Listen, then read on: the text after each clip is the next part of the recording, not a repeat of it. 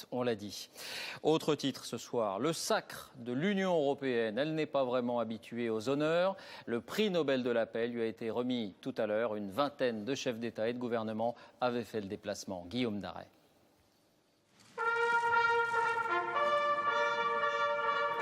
Sous les ors de l'hôtel de ville d'Oslo, en présence du roi de Norvège, l'Union européenne est à l'honneur.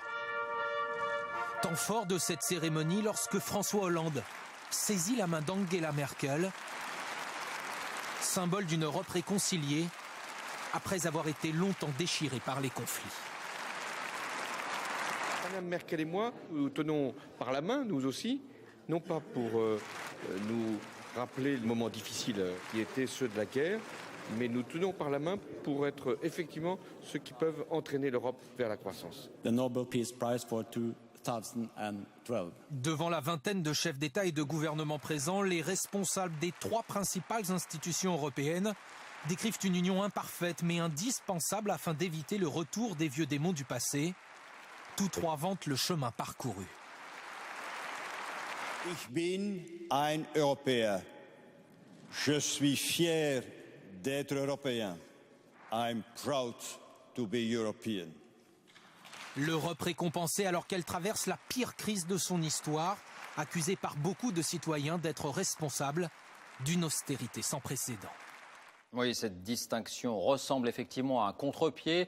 Elle rappelle que l'Union européenne, continuellement critiquée parce qu'elle en fait trop ou trop peu, pour ses règlements tatillons ou pour ses politiques de rigueur, est aussi garante de la paix depuis plus de 60 ans.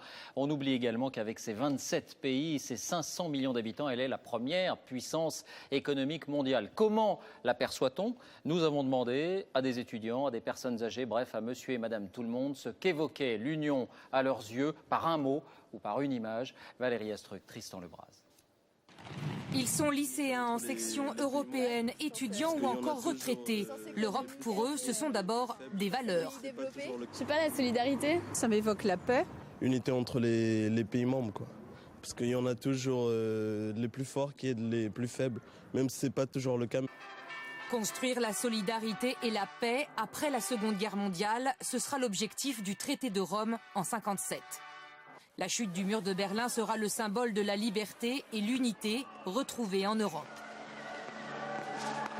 Si vous deviez donner un exemple d'un grand Européen, Mitterrand.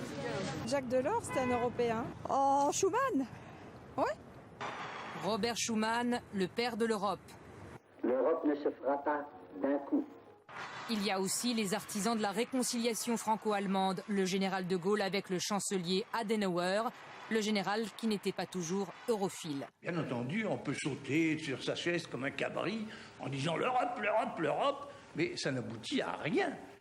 Après eux, la poignée de main entre Helmut Kohl et François Mitterrand.